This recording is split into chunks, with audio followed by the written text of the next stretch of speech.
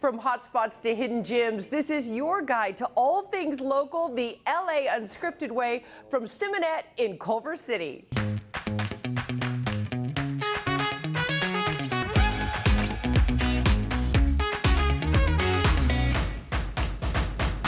From the husband and wife teams to the partner co-CEOs to the friends who are running the show together, welcome to LA Unscripted. I'm Dana Devin, and tonight it's all about dynamic duos. You know, like me and this mezcal. Just kidding. We're sipping at Simonette in Culver City to spotlight the stories behind our local small businesses. First up, we're introducing you to the East LA couple smoking out the competition when it comes to Texas barbecue. And I'm a Texas girl, so you know when I say it's good, I am not messing around.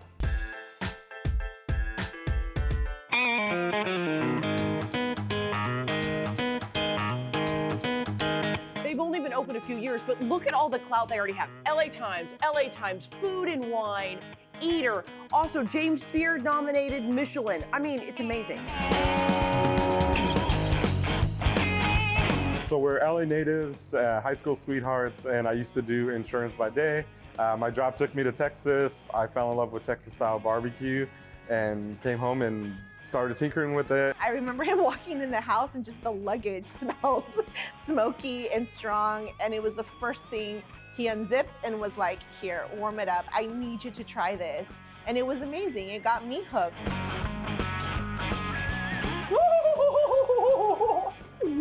I'm back in Texas. From the day one, we've always, been Texas-style barbecue straightforward. But I think what makes us a little different is that we incorporate our heritage and our culture, not just being Mexican Americans, but also just from the city, a beautiful city of just diversity. And we've had fun with making a sausage inspired like a Dodger dog. We do some pork belly burnt ends here that are inspired by Koreatown. But while still keeping that Texas-style barbecue craft. We're in the back of Moo's restaurant. If you had any doubt about the quality of smoked meat you're gonna forget it. Look at this, 1 smoker, 2 smokers. By the way, that's as big as my bathroom. 3, 4, and that entire room is a smoker. How big is that smoker? It's a 1,000-gallon smoker. And this is where their famous brisket gets made. When they're done, we want them to all kind of have that this even top. that even nice barkiness. I've never heard anybody that knows more about brisket than this guy. You know, it took a long time to learn it. Never really did brisket for anyone except for us. We were cooking so much on the weekends already. It was kind of like a barbecue party every weekend at home. I told my husband, wouldn't it be fun to invite complete strangers to introduce this style of barbecue to people in LA? I remember it was 2017 was our very first backyard thing. And I didn't know if anybody was gonna show up. Within 3 hours or so, we were completely out of everything that we had cooked. Okay, this is called the Meat Sweats Platter. Pork spare ribs. We got our beautiful brisket. Okay. Handcrafted sausages. Some pulled pork here. Look at that. It's sweet, like it's tangy, but it's sweet. The meat is so tender, but there's that crust on the outside.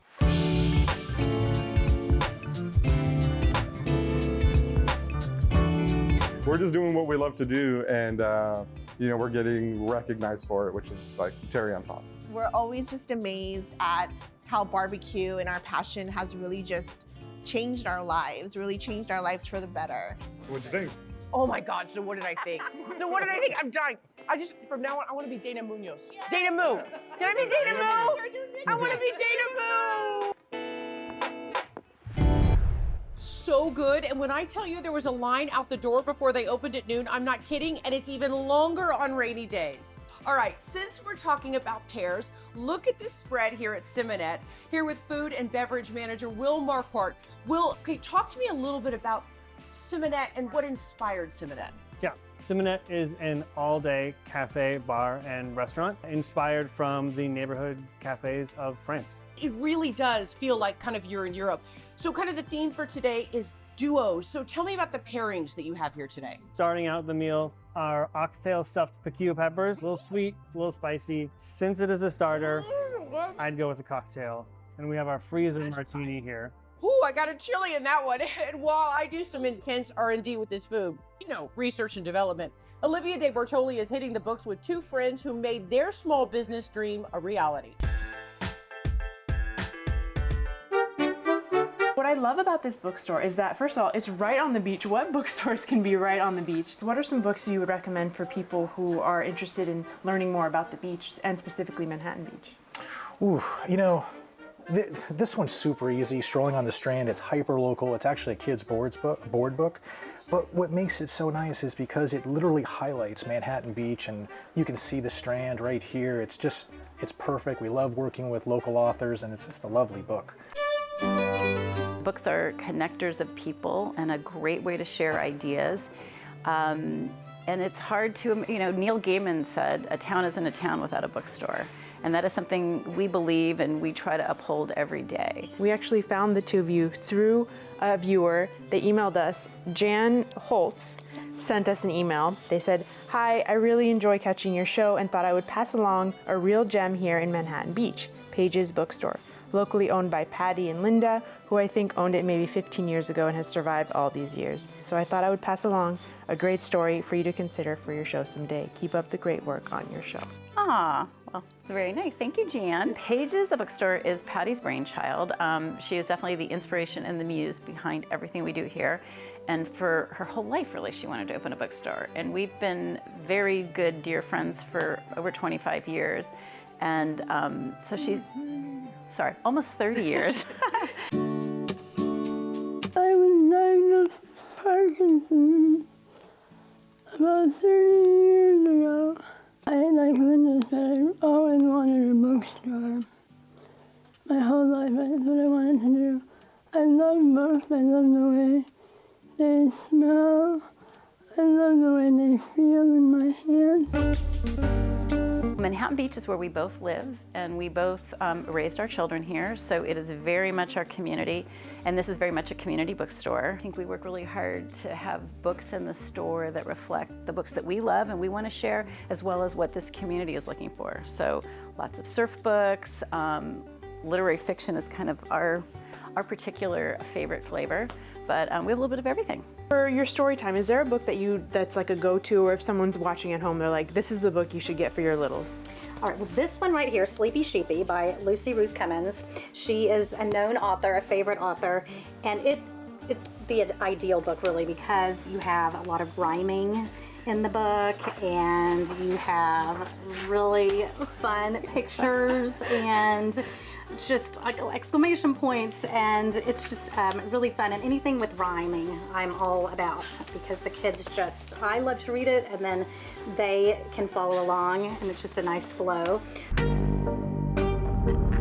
We thought about a lot of different names when we opened the bookstore. What we are in the business of is trading in pages, the pages of a book, and it's, as Patty said, it's the feel and it's the smell, and there's not a day I walk in here and, if I'm the first one in, you open the door, it smells like books, and it smells good, and it makes us excited to be here.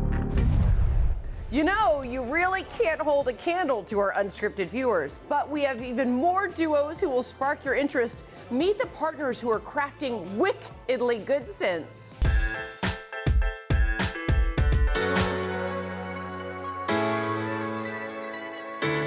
We don't see many folks who look like us making candles, especially as a couple. This is Pan Dulce Party. Oh my God, it is so warm and delicious. Our candles are a way for folks to just feel some sort of soulfulness when they're lighting their candles up in their room. This is anything is possible, and this is cognac, butterscotch, and cream. If I don't have a drink of this today by a fire with a blanket and my dog's in my lap, I'm disappointed, because this is amazing. We started off during the pandemic. We would buy a lot of candles from the stores. We would see candles called like white winter flannel. It didn't resonate. And so we started making our own and sharing it with family and friends. That's when SFood Candle Co was created. We came up with the name SFood Candle Company because we realized that soul food is something that both of our cultural identities have and that we could share with each other. So I am holding my favorite sandalwood silk waves, and this just reminds me of wrapping my hair up at night, putting my product in. As human beings, we're not this monolithic group. There are intersections to who we are, whether it be our identities or things that we like or enjoy. Nothing like abuelitas, cafe por la noche, agua de horchata, besitos de coco. This is the first set that we started our business with. We have earrings on here because we love our big hoop earrings. Yeah. It just reminds me of the things that, you know, his family wears, my mother's and abuelitas will wear, just anything that makes us feel empowered. Now, I want to make sure that you feel empowered too. When we did our first market, actually in El Sereno, the community response was just large. People were letting us know how they not only seen themselves in our candles, but our candles were bringing up memories that were locked deep within. So that's when we decided to go ahead and reach out to the community more, go to markets that represented identities and communities like ourselves, Black, brown, queer, even low income, and making sure that we bring a product that resonates with them. Now, we're gonna take this in. We're gonna pour to about between 8.5 and 9. I love the speed you're pouring at, perfect. It just feels great being able to start a business in our hometown. As we're growing as a business, we are venturing out to making our own personal jewelry. We've partnered with other artists so they can go ahead and make some clothes for us. We're coming out with hoodies, t-shirts, long sleeves. It's all about bringing a sense of belonging, empowerment, and nostalgia. And by the way, this is the most delicious smelling candle ever. It's so peachy and beautiful, and I love you guys. Cheers. Thank you so much for having us here. Thank you for having us. You guys, the cocoa butter baby scent is so rich and divine. I used it like that. I'm ordering another one. But enough waxing poetic, because we have to take a break. More dynamic duos coming up from Simonette at Pali Hotel, Culver City.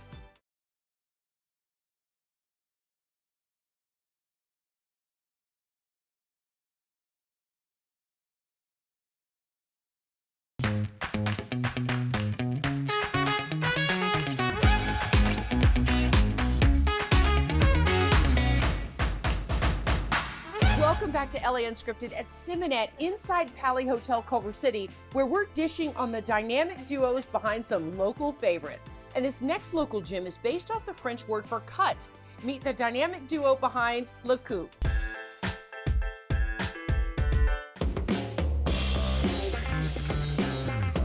I feel like fried chicken is it's not only a trend, it's been around forever. I wanted to do it elevated. I wanted to really focus on the ingredients, really focus on the techniques, the process, the execution. This is so good.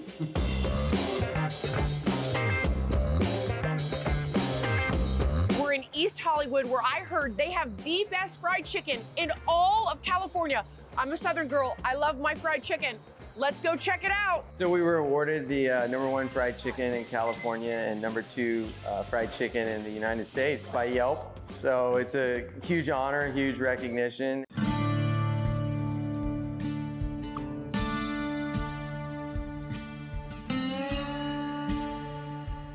The name of the restaurant's Le Coupe. It translates to the cut in French. We already had the menu planned out, the location, but we needed a name. We were originally saying we are all cooped up from the pandemic, and we thought that didn't sound right. So we're like, the cut of the fried chicken is what works because it's a French cut. Oh, there's one! There they are. The ingredients that we use are a huge part of what we do. My cousins from Ville Platte, Louisiana own a seasoning company called Slap Your Mama. Hot sauce is what we marinate the chicken in. The original seasoning we use to flavor our chicharrones, which are our chicken skins that we make. Look at this sandwich. I mean, just for scale, like it's bigger than my head. Like that's a big sandwich. Oh wow. It's got the coleslaw on it like they do in the South. And you've got sweet pickles. And you've got, oh my God, you've got the best chicken I've ever had in my life. And then the brioche bun that I made. I was not prepared for this level of flavor. I now know why this was voted the #1 fried chicken in California. They're not wrong. Matter of fact, if we give out awards, I'm awarding you an award. Okay, no joke. Everyone on that shoot has been fantasizing about that chicken place ever since. But speaking of jokes, what's a hen's favorite movie? Hot chick flick? And we are not done clucking around here at Simonette just yet, so stick around because we've got more power pairs ahead.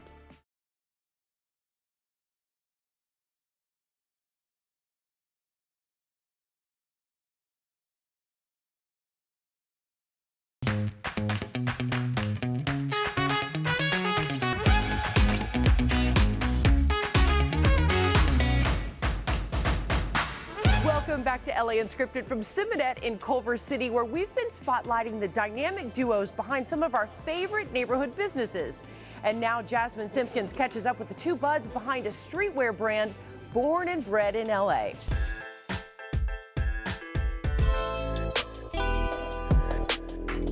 I can confidently say that we are part of the foundation for what streetwear is in Los Angeles.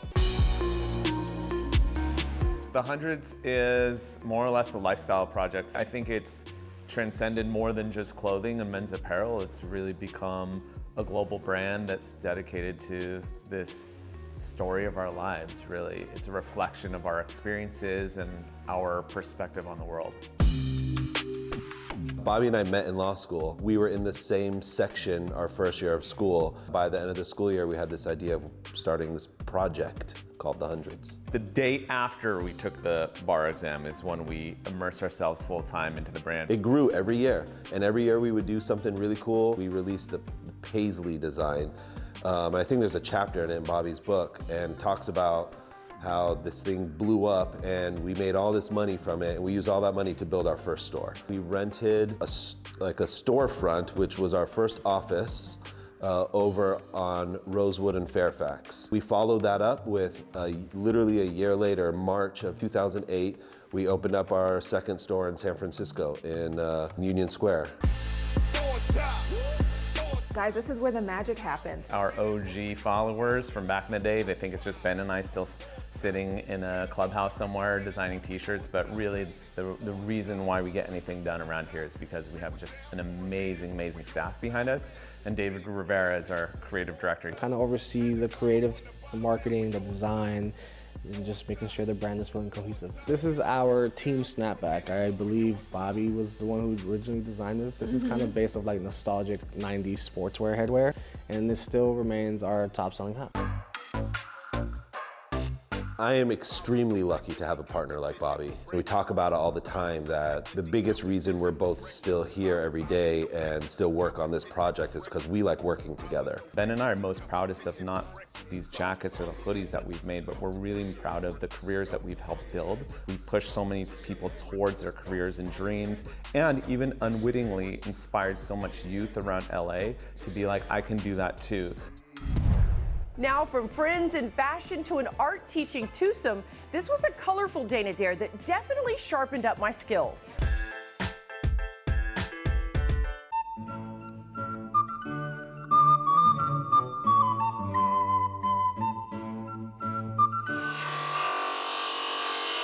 And the way that you're moving it back and forth is absolutely perfect. You know, we have learned how to do so many cool things on this show, and today we're in Chinatown where we're gonna learn how to make stained glass. But is this glass all it's cracked up to be? We're gonna find out.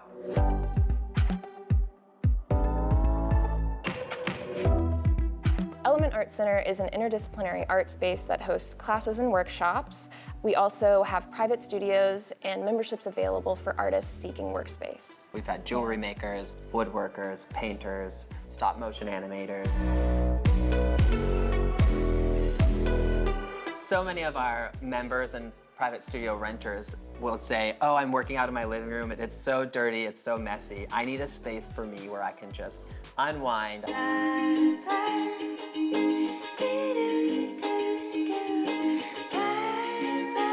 My father was a mason, so we were always creating and crafting. My grandfather had like a tinker shop, which is kind of what I wanted this space to become, because I think it's really cool just to say, I can make that, whatever it is that you need. How do we feel about that? So at Element Art Center, we host classes to the public. We also do private events, so work parties, birthday parties, anything like that. We do drawing, printmaking, jewelry making. We have an urban illustration class that celebrates the architecture of Chinatown. But our most popular classes by far are our stained glass classes. The first thing that we have to do is come up with a design. I always want to do something with LAU. I really like this color because it looks almost sparkly.